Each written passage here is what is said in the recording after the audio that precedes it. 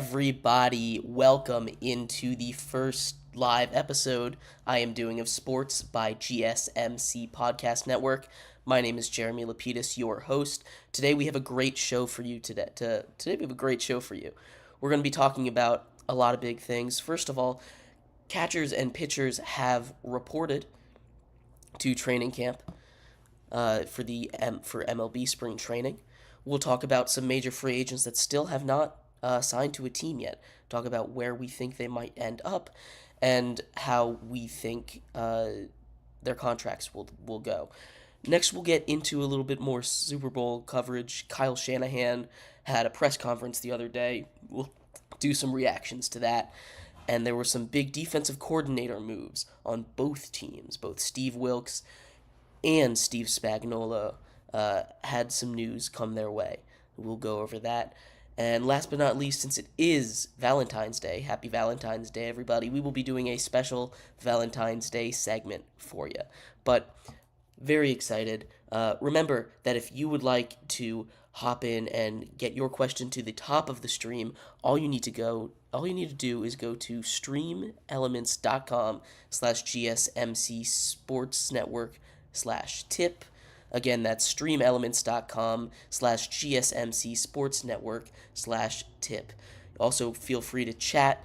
I will be reading that chat. Love to hear your thoughts on some of the happenings in the sports world today. Without further ado, let's hop right into our first segment. That being MLB free agents. Now I mentioned today, Valentine's Day is the first day for most teams. Pitchers and catchers have reported, which means we are officially out of the MLB offseason. What an offseason it was. Now there's still a couple major pieces that need to fall into place. We have guys like Matt Chapman. We have guys like Blake Snell, Cy Young winner, that still have not been signed. And there's a bunch of teams out there that could really use some of these major free agents. So we will dive deep, take a look at some of those teams that I think could really benefit from getting some of those guys. And let's start just off with Matt Chapman here. Matt Chapman had a down year by his standards, but he's still a Gold Glove caliber third baseman.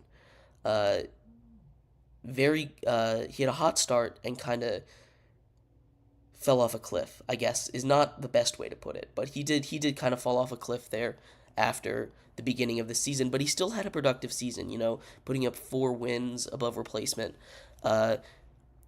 And adding a guy like him on a contending team could do a lot for you. You look at a team like the Marlins, a team that had a lot of holes on offense. Right now they have Jake Berger there at third base, and nothing against Jake Berger. He's a very solid player, but if you can make this upgrade, especially with where the Marlins are, they've lost a couple bats, and bats were their weakness. They lost Jorge Soler, who just signed with the Giants yesterday, I believe. You need more offense, and Matt Chapman, along with the offense, can play that aforementioned Gold Glove caliber defense, which is huge. Defense is a really undervalued thing in the MLB nowadays. You take a look at the Cardinals for all their seemingly out of nowhere runs. It's because their defense has been so solid. They took a step back last season after losing Yadier Molina, but that defense is what propelled them to be so successful for so long. And defense is such a major part of baseball. It just isn't talked about. And Matt Chapman is one of the best in the entire league at third base at that. So we look at a team like the Marlins that could use an upgrade, that could use the offense, and you wonder, are they willing to make a push? They made the postseason the last year, but they fell short in that wild card round.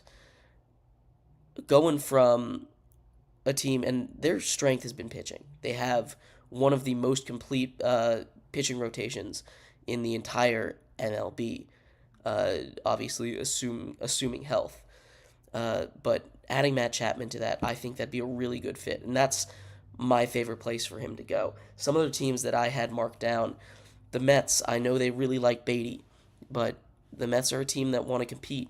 Steve Cohen has shown no reservations in spending money, spending lots of it in that to get what he wants, to win championships. You've seen what he's done over the last couple off seasons, paying Max Scherzer more than an entire roster, him by himself. You go get Verlander, both of whom are off the team now after a disastrous 2023 campaign for the Mets. But you add Matt Chapman to that team. Again, his strengths, he's going to fit well on a contending team that could really use that boost. He's not going to hit at the top of the lineup. He has that top of the lineup ability, but he's a little bit past his prime offensively. He's more likely going to hit in that middle of the order, more likely going to hit and give you that Gold Glove defense that would be huge for them. Another team that really stuck out to me was the Brewers, a team similar to the Marlins in the fact that they're pitching. Now, I know they lost Corbin Burns this offseason to the Orioles, but their pitching has always carried them. And there's been times where if they had offense, they could have made deep, deep playoff runs. They could have threatened to be World Series contenders, but they just didn't have the offense. Adding a guy like Matt Chapman at the hot corner for them, I think him on either the Marlins or the Brewers would be huge. Now, he could always go back to the Blue Jays. They've got Isaiah Kiner-Falefa right now slotted to be their opening day third baseman. Not the greatest spot for a team like the Blue Jays that wants to compete. But if he was going to go back to the Blue Jays, it feels like he would have signed with them already. It feels like one of those moves that would have already happened, re-signing him. Maybe even during the season, giving him an extension. But yeah, Matt Chapman, I'd like to see him in either a Marlins or a Brewers uniform this season. The next big name, Benny Snell. Benny Snell is coming off a Cy Young year. He's now won 2 Cy Youngs, and he is still in his prime. He's still a relatively young pitcher. Obviously, he just came off that Cy Young winning season with the Padres. Still a free agent. Still out there. Excuse me. Going through teams' rotations, Benny Snell isn't gonna want to go to a team like the A's. He's not gonna go sign with a bottom feeder team. But you go to, I've seen a couple out there to the Nationals. Now, I don't think the Nationals are going to make a move. I think the Nationals roster is set, and that they're just going to go into the 2024 season with what they have, maybe call up a couple guys. But Benny Snell might go to a team like the Nats that have some of those promising young guys on a longer term deal. Like 4 to 5 years, really anchor that rotation. But a team the teams that really stuck out to me for him, the Giants, they are huge in getting pitchers. They lost a couple pitchers in the last couple years, and they always wanted. They're another team that always seems to want to be competitive. The Braves never seem to have enough pitchers. They went out and they got Chris Sale this offseason, and they got him for cheap. That was a great deal by the Braves. You don't know what Chris Sale is going to be, but for what you gave up for him, he doesn't really have to be anything. And then the Red Sox, another team, they have a lot of promise. Last season was not the greatest season in the world for them. It wasn't even very good, to be honest. But adding a elite starter to that rotation could really bump up what they could be.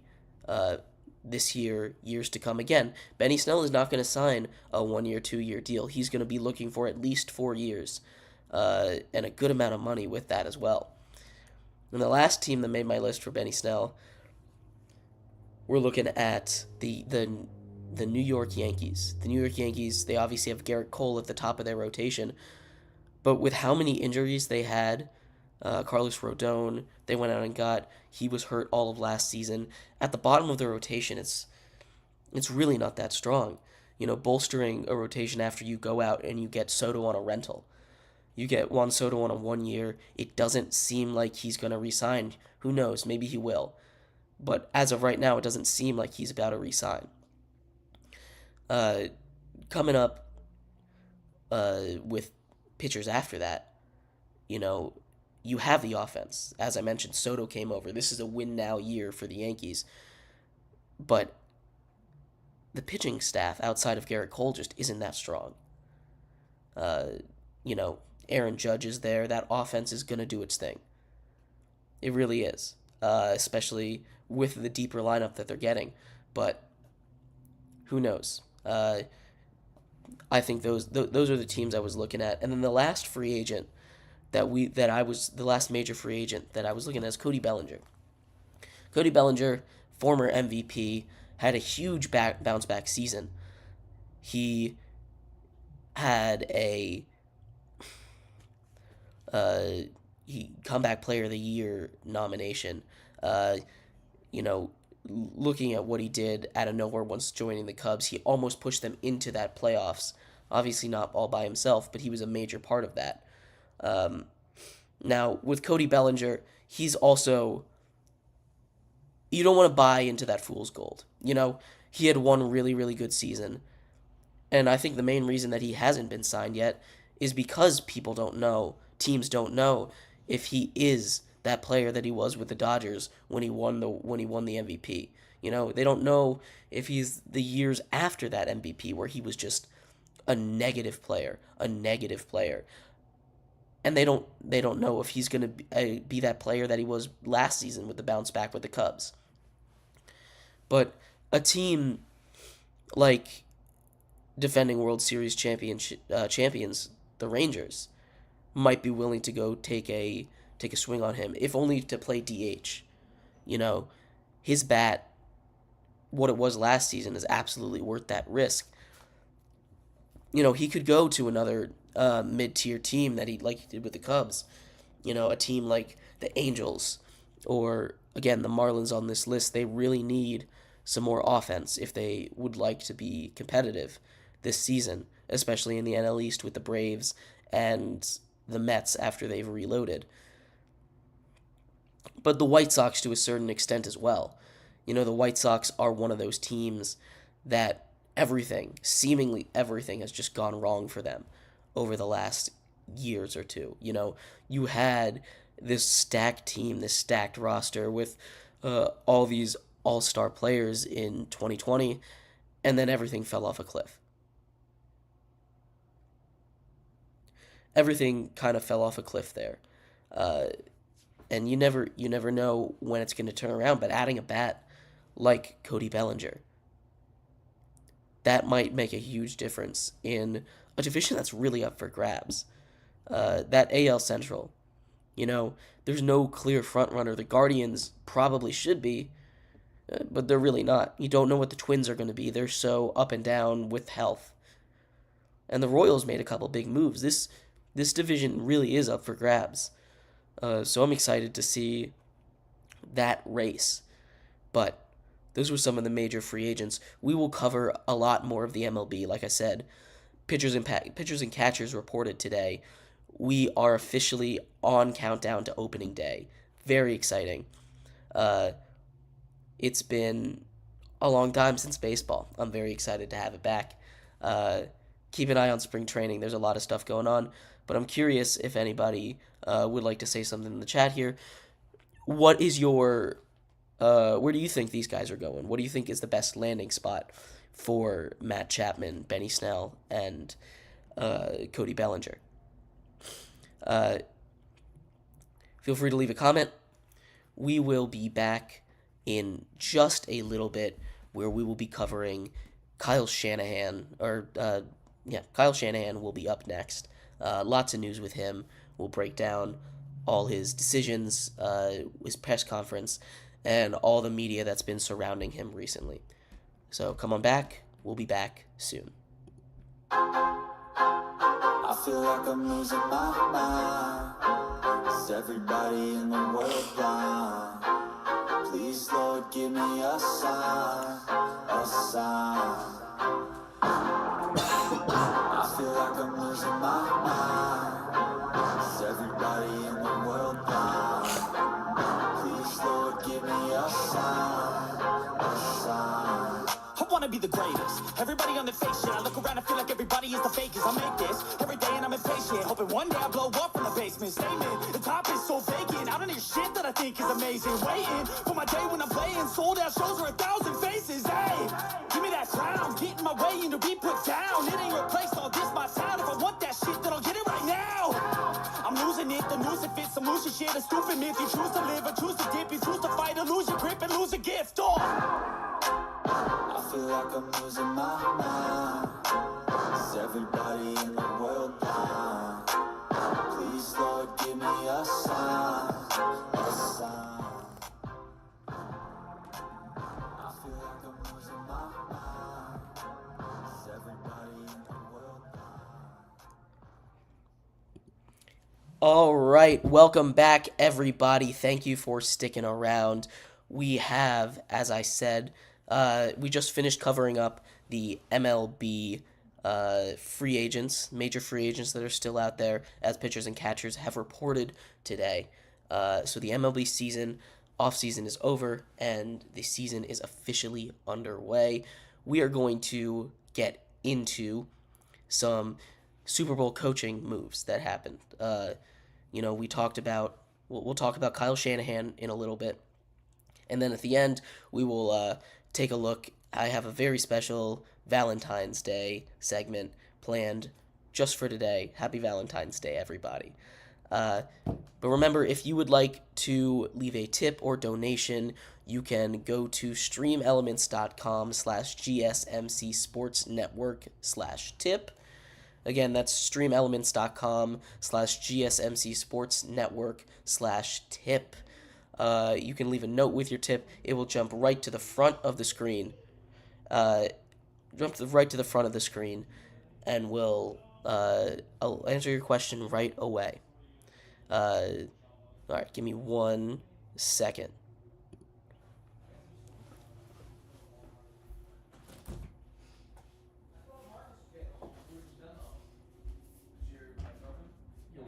I'm doing a show real quick. Can we be a little bit quieter?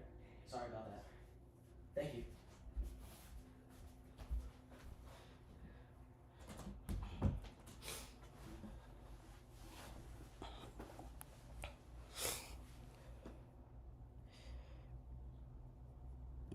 All right, sorry about that. Like I was saying, we're going to cover some Super Bowl coaching news. There has been a couple major moves here with the defensive coordinators of both teams.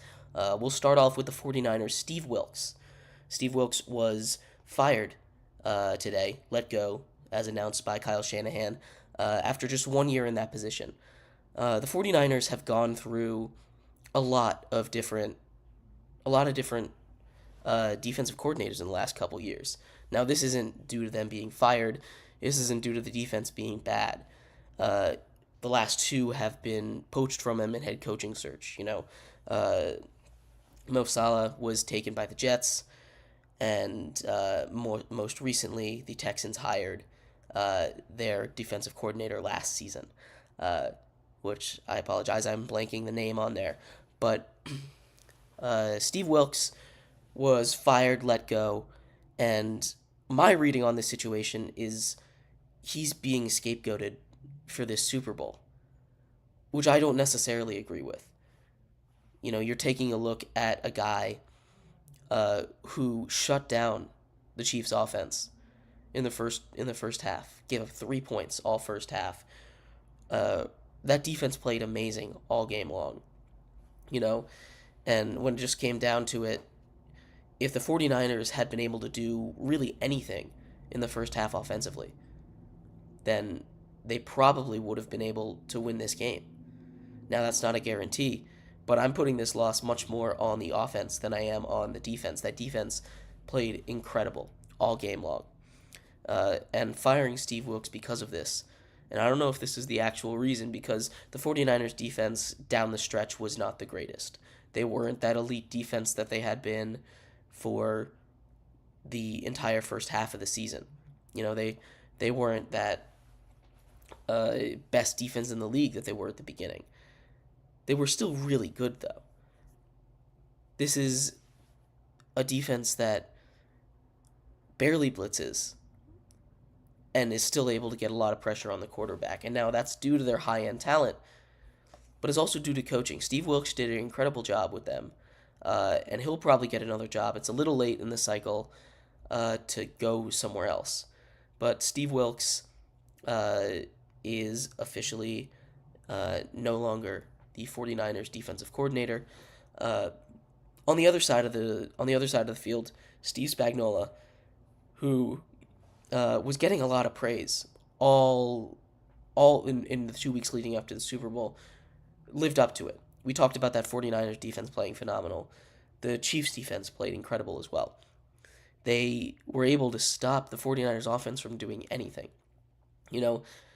As much as Patrick Mahomes won that game, the defense was the only reason that they had a chance for Patrick Mahomes to win that game. And having him put up, and because of what they did, and having that defense do what they did all season long, top 5 total defense in the league, he was able to get an extension. And Steve Spagnuolo has been doing this for a long time.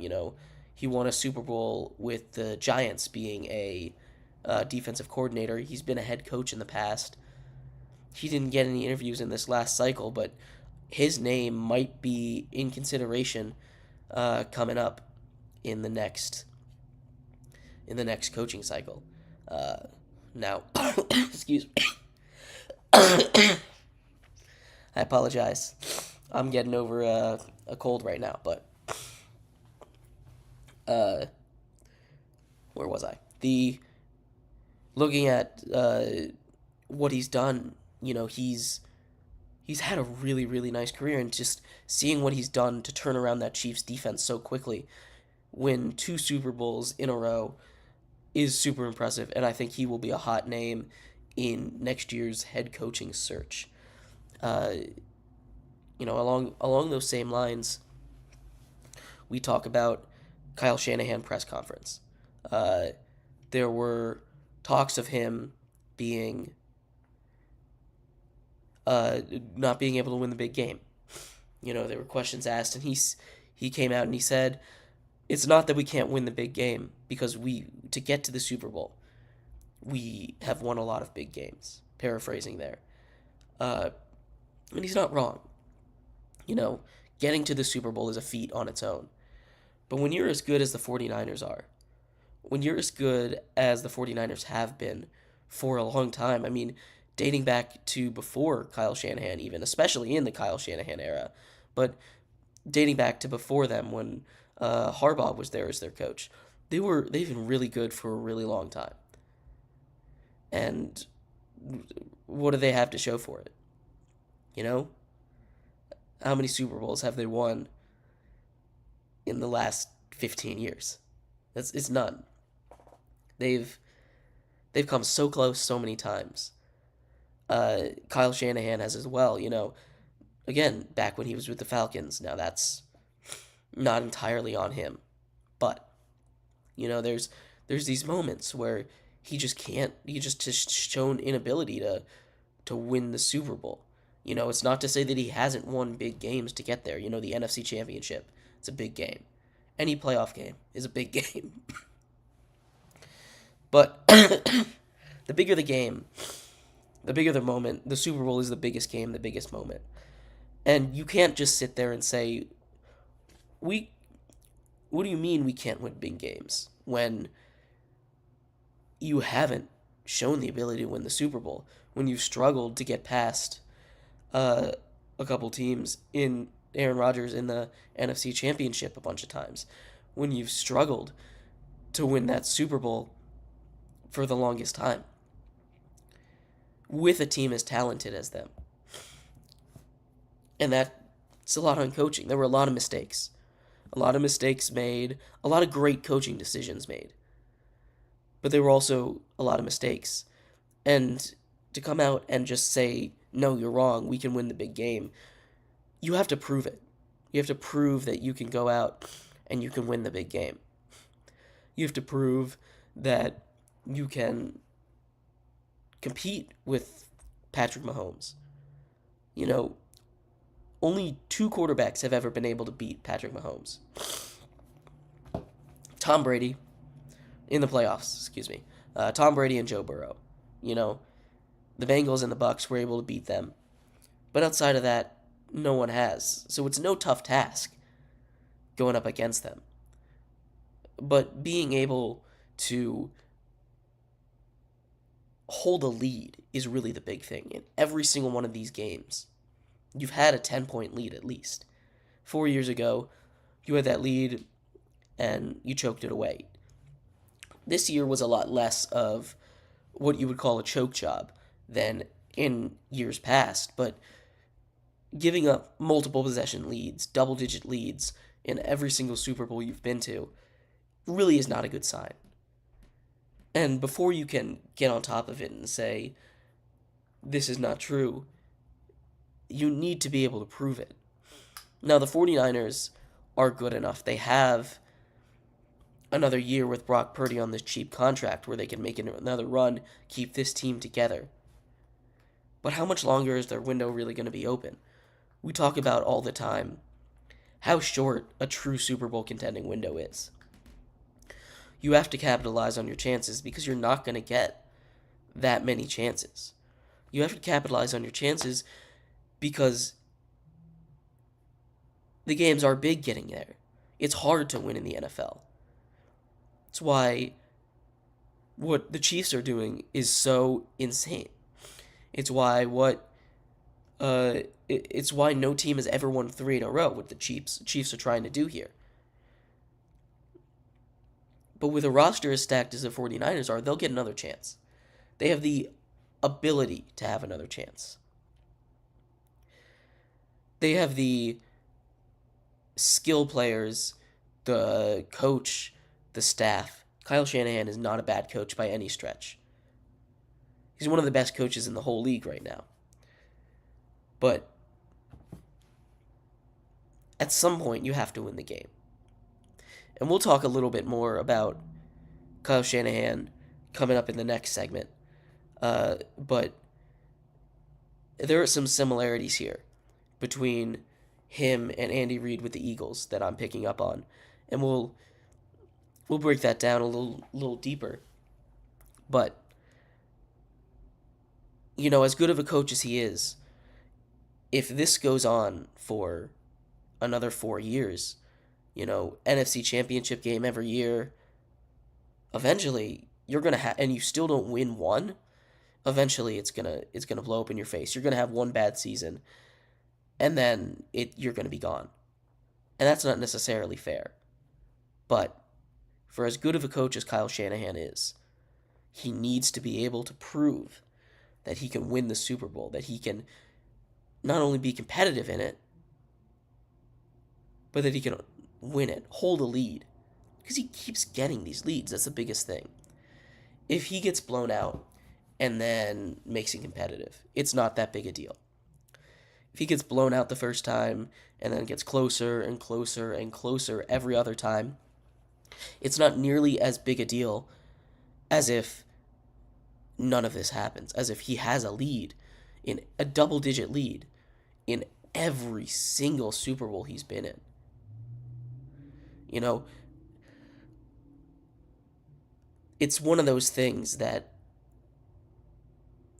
at some point you have to start questioning, and it's not now.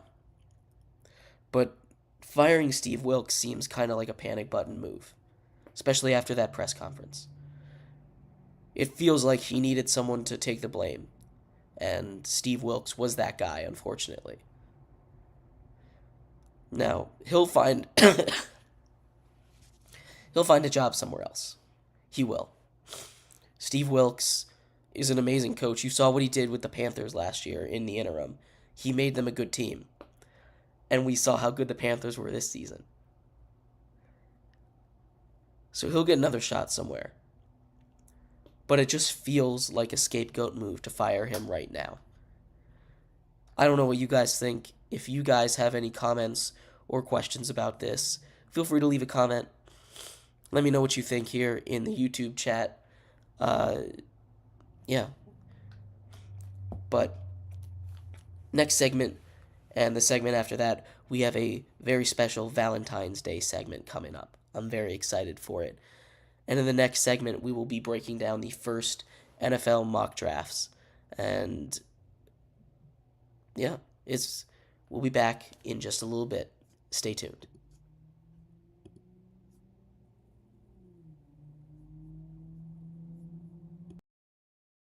And latest podcasts available anywhere, go to the podcast app on your cell phone and type in GSMC to access free content-rich podcasts on health and wellness, book reviews, sports, entertainment, relationships, social media, movies, technology, finance, and even weird news. Subscribe and download the GSMC Podcast Network's family of shows, available everywhere podcasts are found.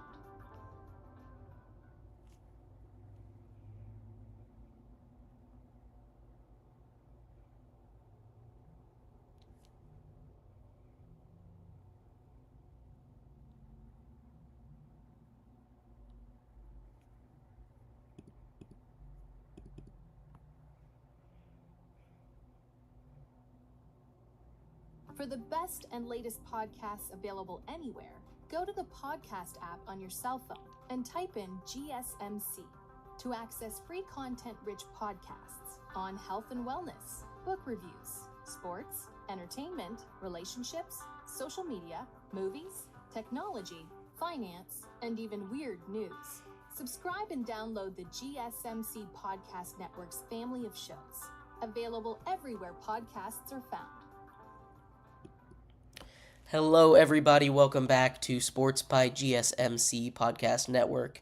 I'm your host, Jeremy Lapidus. Welcome back. Thank you for tuning in to the show. Remember that if you would like to leave a tip or donation here for us, your comment and question can jump right to the top of the screen. All that you need to do is go to streamelements.com/GSMC sportsnetwork/tip. Again, streamelements.com/GSMC sportsnetwork/tip. We just finished talking about, in the first segment, the MLB free agents that are still out there, some of the major ones. And we just finished talking about some of the coaching news that came out about the San Francisco 49ers and the Kansas City Chiefs. But I want to dig a little deeper into Kyle Shanahan in this segment. We kind of did a surface brush with him in that last segment, covering his press conference a little bit. But the big story here, again, out of that press conference has been his inability to win the Super Bowl. And his opponent in the Super Bowl this year was Andy Reid. Now, you look at Andy Reid on the Kansas City Chiefs, and you say there's no similarities there. There's no track record of failure. Ever since Patrick Mahomes got there, he's been so successful at winning the game. But there was time, not that long ago, just 5-6 short years ago, that Andy Reid had this label of being unable to win that big game, unable to win that Super Bowl. And it's because of his time in Philadelphia. The Eagles, he coached them from 1999 to 2012. He had just 3 losing seasons. His last season, his first season, and then a random 6-10 season in 2005. He was so successful in Philadelphia, and yet in those 13 years that he had with the Eagles, he didn't win. He made 1 Super Bowl. That's it. And that's not to say that he didn't make the playoffs. He made it to the NFC Championship game like 4 times, 3 times in a row. He won a playoff game in 5 straight years. He made the playoffs almost every single season, all but 1, 2, 3, 4, all but 5 times. He had a track record of amazing success with amazing teams. And yet he was unable to win that big one. And that's what ultimately got him fired. Now, the 4-12 season at the end didn't help. But this is what we're talking about with Kyle Shanahan. His leash, he's got a long leash left. He really does. But when you're looking at what he's done with the 49ers, how successful he's been, and then you look at Andy Reid's career arc, and you see how successful he has been his entire career, there's no doubt that these are 2 of the best coaches in the league right now. Andy Reid is in conversation for one of the greatest coaches of all time. These coaches are incredible. These coaches have had so much success. But if you look at their early careers, it's very similar. Lots of wins. Lots of playoff success. Unable to win that big game. Unable to win that big game. And it's a shame. Because if you remember at the beginning of this Patrick Mahomes era, the reason everyone was rooting for him, it's not just because it was Patrick Mahomes, it's because Andy Reid needed to get one. Everyone wanted to see Andy Reid get a Super Bowl. And now he's won 3, 2 in a row.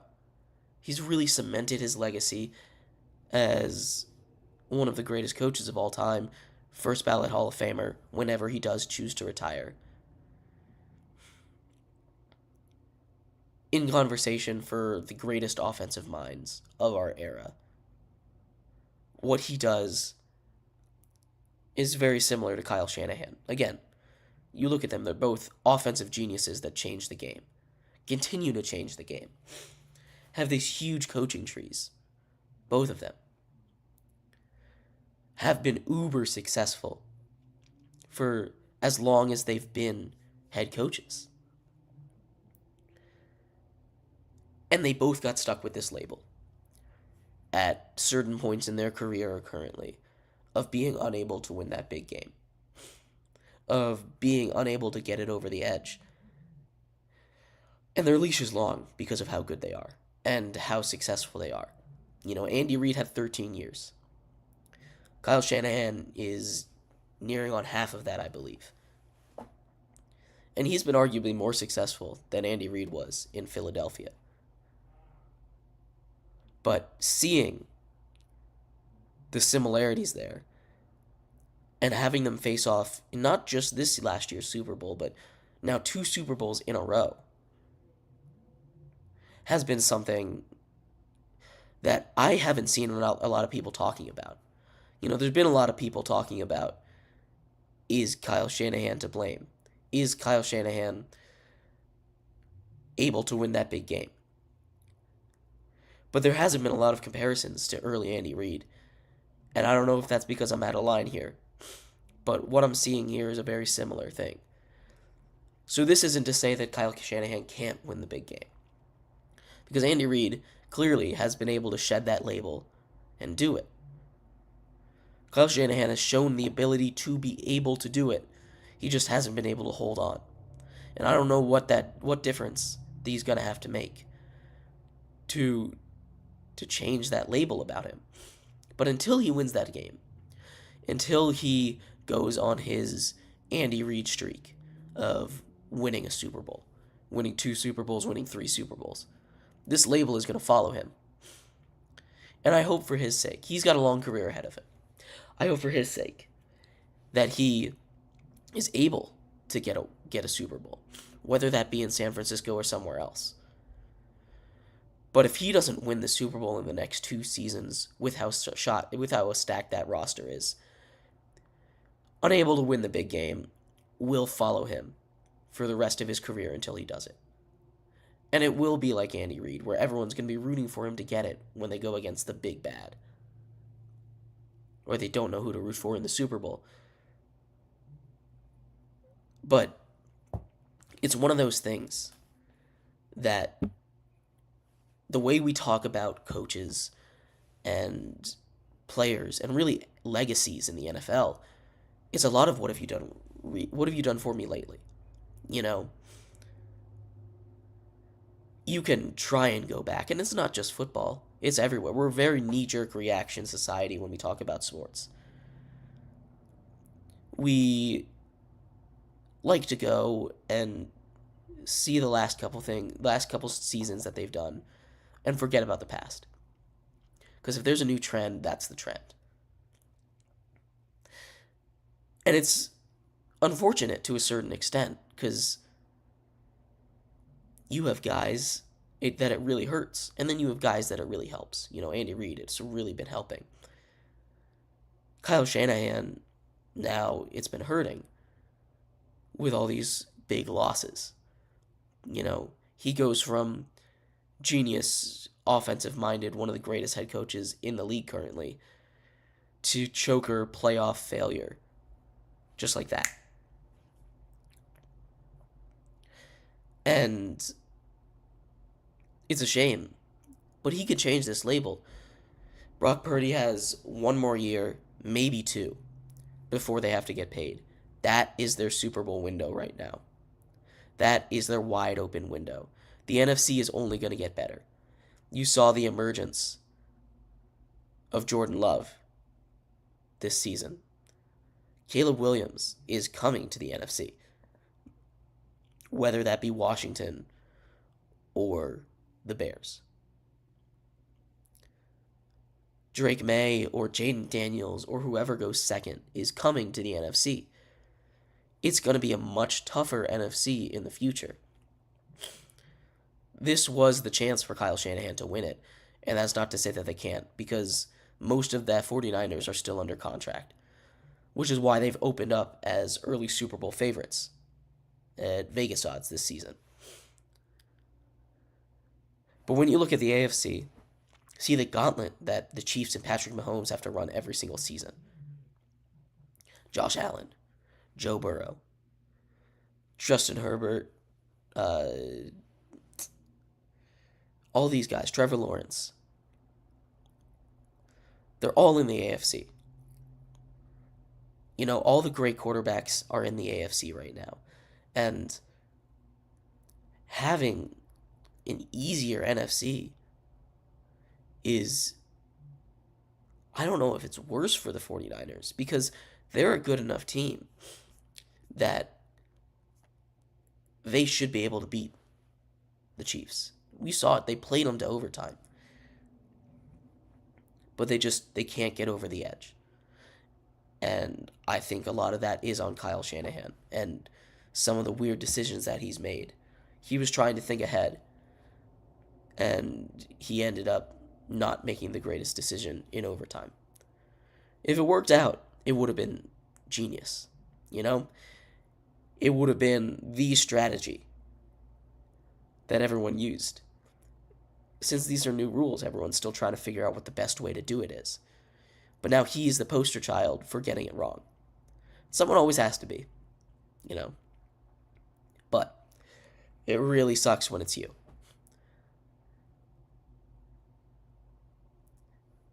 So I believe that Kyle Shanahan will eventually win a Super Bowl. I do. He's one of those coaches that just will eventually. He's one of those coaches that is talented enough and creative enough to do it. He is very Andy Reid-esque. It's a very similar career arc, at least as of now. And I believe that he will eventually win one, whether that be this year, whether that be next year, or 5 years down the line. But for now, he is being labeled as a guy that can't win, and it's completely fair. It is. It is completely fair. And the only thing he can do is win to shed that label. But coming up in our next segment, since it is Valentine's Day, we will have a very special Valentine's Day segment. So, leave your thoughts on Kyle Shanahan or anything else in the comments. We'll take a look at that. But yeah, we will be right back with our special Valentine's Day segment. Thank you, everyone.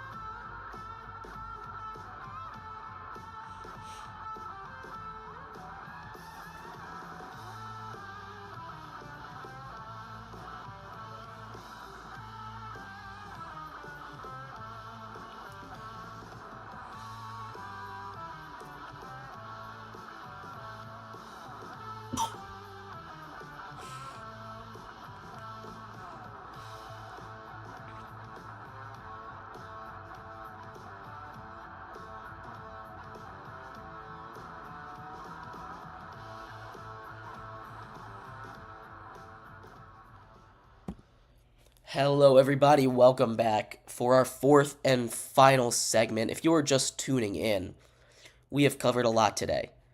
We have covered MLB free agency, some of the major players that are still left as pitchers and catchers report for the majority of teams either today or tomorrow. We did a deep dive into Kyle Shanahan, and we talked about some of the coaching news coming out of the 49ers and the Chiefs. But since it is Valentine's Day today, we have a very special Valentine's Day segment. Now, if you are feeling like you want to give, out of the love in your heart, you can leave a tip or donation at streamelements.com/gsmcsportsnetwork/tip. Leave a note with it. It'll come up on the screen right on the bottom. Scroll along. I will respond to you immediately. You can skip the line in the chat. Again, streamelements.com/gsmcsportsnetwork/tip if you would like to have your message heard. Now, this special Valentine's Day segment, it's all about love, Valentine's Day. It's all about spending it with the people we love, and we love sports here. Sports are some of the most important things, as I've been part of some of the most important memories for a lot of people. A lot of me especially, a lot of people that I know bonding over sports, making lifelong friends, enemies. All of it comes from love. We love sports. And as much as we talk negatively about things, because we do, we constantly talk negative about sports. We do it all the time. But there's so much to love. There's so much to love about sports. So go ahead and leave a comment. Talk about the things that we love about sports on this very special Valentine's Day. But some of the things that make sports special, you go back to why we love sports. It could be the people. It could be the people that got you into it. It could be the people that you watch it with. It could be the camaraderie that you feel in a packed house when the crowd is roaring. That's one of my favorite things about sports. You go to a live sports game and the stadium is shaking. And you're there and you take it all in. You take a deep breath and you feel the vibrations of the stadium all around you.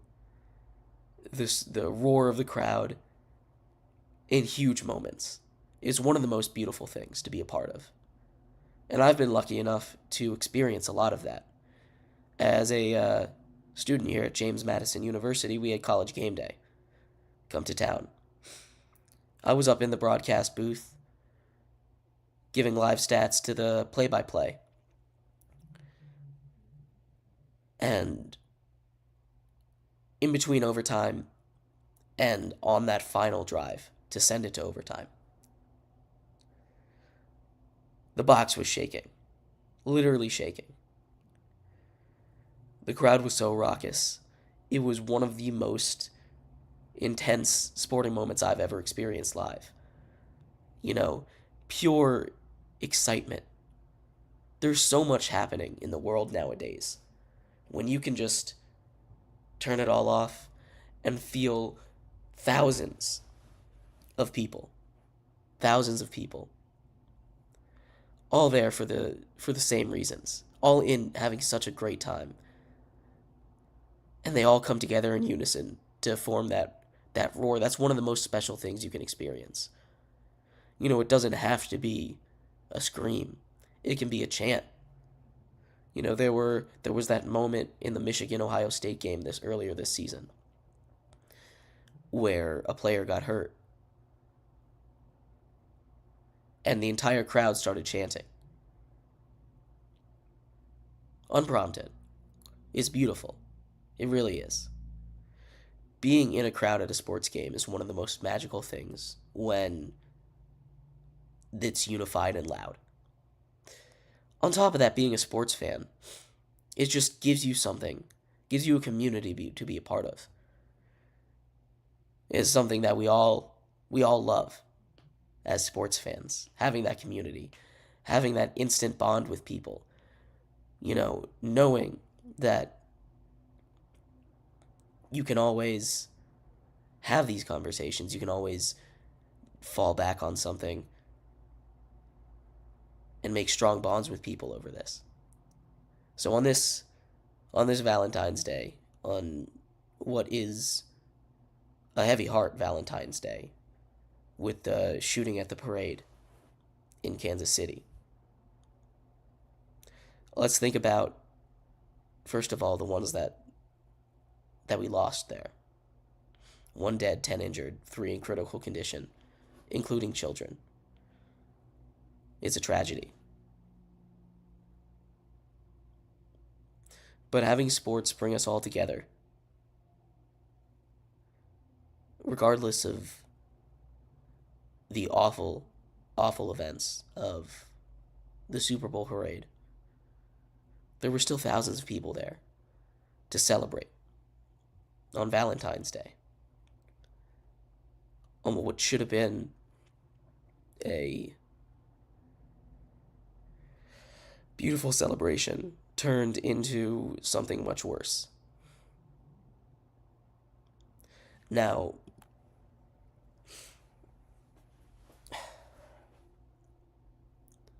there's more to sports than the crowd, obviously.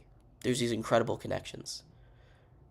It's like going to battle with your teammates.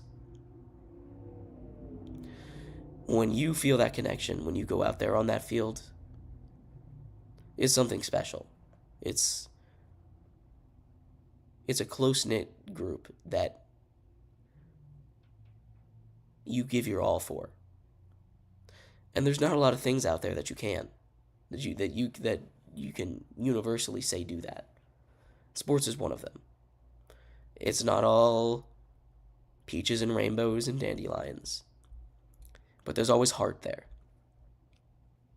And isn't that, at the end of the day, why we all come together, gather around the TV, Super Bowl Sunday, gather around with our friends, go to a sports bar, and experience these moments together. Sports is one of the few things that brings everyone together, regardless of if they're sports fans or not. And that's one of those things that is so special about it. It's one of those things that is hard to replicate elsewhere. brings a whole world together in things like the Olympics.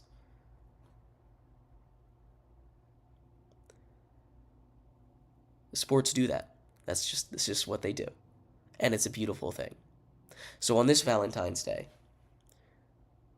I hope you enjoy, spend time with your loved ones, and tune back in tomorrow, or Friday, I guess, for Sports by GSMC Podcast Network. I've been your host, Jeremy Lapidus. Thank you, everyone, for tuning in. You can find our socials at GSMC Sports Network everywhere except for Twitter when it's GSMC Sports. These clips will be up on YouTube. Go ahead and check them out. If you would like to, in future streams or even now, give a tip, go to streamelements.com/GSMC-sports-network/tip. I've been your host, Jeremy Lapidus. I appreciate everybody for showing up, listening. I will see you in the next show. Bye-bye.